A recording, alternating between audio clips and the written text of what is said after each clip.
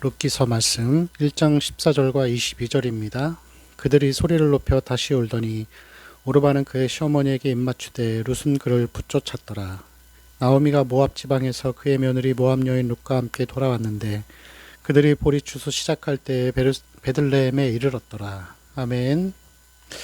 예, 구속사적인 관점에서 볼 때 오늘 이 룻의 시어머니 나오미는 성령님을 상징합니다. 그래서 이 룻이 나오미를 붙쫓았다라고 하는 것은 이 붙쫓다, 이것은 어제의 말씀과 같이 남녀가 결혼을 하고 그래서 한 몸을 이루고 하나님과 성도가 하나의 관계가 된 것을 이야기하는 것이죠.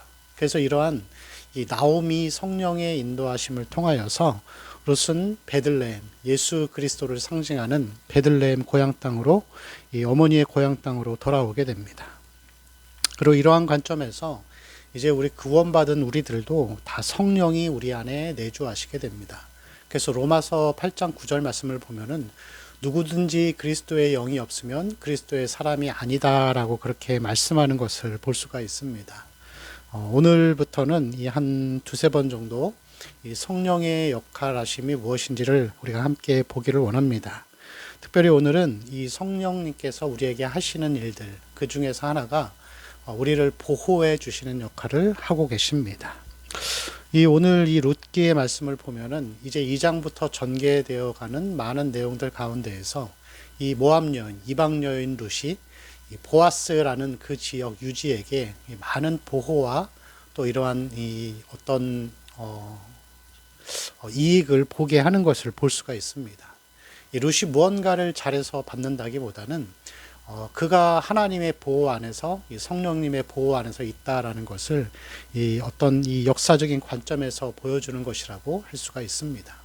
우리가 구원을 받는 그 순간부터 하나님은 우리의 아버지가 되시기 때문에 성령 하나님을 통하여서 우리를 매초 매 순간 보호하시고 또 우리를 지켜주시고 눈동자와 같이 우리를 지켜주시는 분이라고 할 수가 있습니다. 그래서 요한일서 5장 18절 말씀, 굉장히 중요한 말씀 중에 하나인데요. 하나님께로부터 난 자는 다 범죄하지 아니한 줄을 우리가 아노라. 하나님께로부터 나신 자가 그를 지키심에 악한 자가 그를 만지지도 못하느니라. 그를 지키심에, 하나님께로부터 나신 자가 그를 지키심에 악한 자가 그를 만지지도 못하느니라 라고 하면서 성령님은 이 하나님의 백성들을 그 구원받는 그 순간부터 하나님 나라에 이를 때까지 그리고 영원토록 우리 안에 내주하시고 우리를 보호해 주시는 그러한 하나님이십니다. 그래서 이 룻도 이 보아스를 통하여서 이 보호를 계속해서 받게 되는 것을 이 뒷장 내용에서 볼 수가 있습니다. 우리 성도들의 삶도 그럴 것이라고 믿습니다. 물론 저의 삶도 그렇습니다.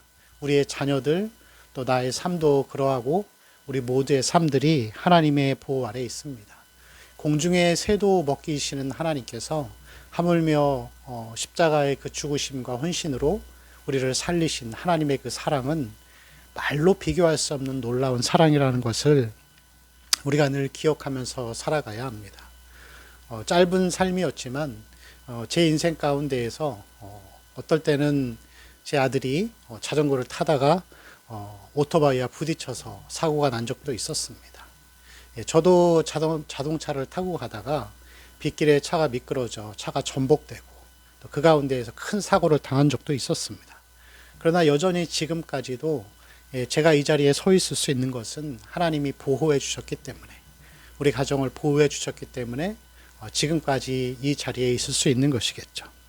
우리 모든 성도들의 삶도 이 하나님의 보호 아래에서 때로는 질병의 어떤 위협과 재정의 어려움들과 또 여러 가지 사람을 통한 어려움이 있을 수 있지만 우리의 삶을 처음부터 끝까지 이끄시는 그 하나님의 확실성의 이 역사가는 우리의 삶에서 항상 우리가 믿고 굳게 확신하며 살아가는 삶이 되어야 할 줄로 믿습니다.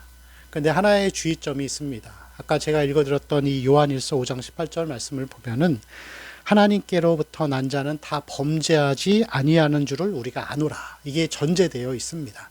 하나님께로 난 자는 범죄하지 아니하는 줄을 아노라. 범죄하지 않는 자를 하나님께서 지키시고 악한 자가 그를 만지지도 못하게 하신다는 의미이죠. 이게 뭐냐면은 하나님께로부터 남자가 하나님의 백성이 아무리 하나님이 보호를 해주고 싶으셔도 하나님이 보호하고자 하는 범주를 넘어서서 범죄의 영역에 들어가면 하나님이 지켜주시지 않는다는 거예요. 여기서 보면은 그렇잖아요. 룻기 말씀도 이 나오미와 이 엘리멜렉이 하나님이 주신 기업을 떠나서 가지 말라고 하는 이방 땅에 가니까 하나님의 보호막이 일시적으로 사라져 버립니다. 그래서 죽음이 찾아오고 이 재정의 가난이 찾아오고 그렇게 수치심 가운데 돌아오게 되는 것이죠. 탕자의 모습도 그렇죠. 이른 아들 비요, 둘째 아들이 아버지 보호 아래 있을 때에는 아무리 이 허랑방탕하게 살아도 하나님이 많은 것들을 아버지가 채워주셨겠죠. 그렇지만 그가 아버지를 떠나서 타국으로 가서 아버지의 보호를 떠나버리니까 모든 것을 잃어버리게 되는 그러한 불행을 맞게 됩니다.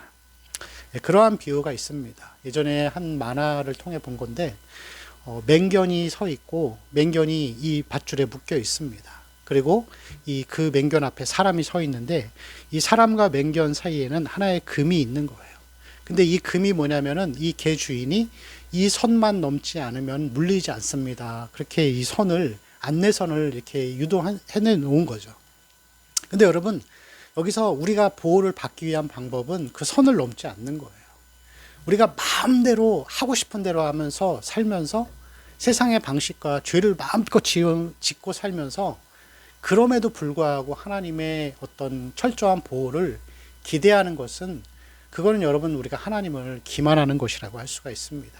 늘 여러분 오늘 하루를 살아갈 때에도 하나님이 이 원하시는 그 자리 안에서 울타리 안에서 늘 하나님의 보호와 위로를 받으면서 때로는 고난이 있어도 믿음으로 잘 승리하며 살아가는 우리 성도들의 삶이 되시기를 축원합니다. 기도하겠습니다. 주님, 우리의 삶 가운데 우리를 지키시고 보호하시는 하나님의 은혜와 사랑을 늘 기억하게 하시고 늘 주의 은혜 안에 말씀의 울타리 안에 살아가는 귀한 하루가 되게 하여 주옵소서. 우리 주 예수님의 이름으로 기도합니다. 아멘.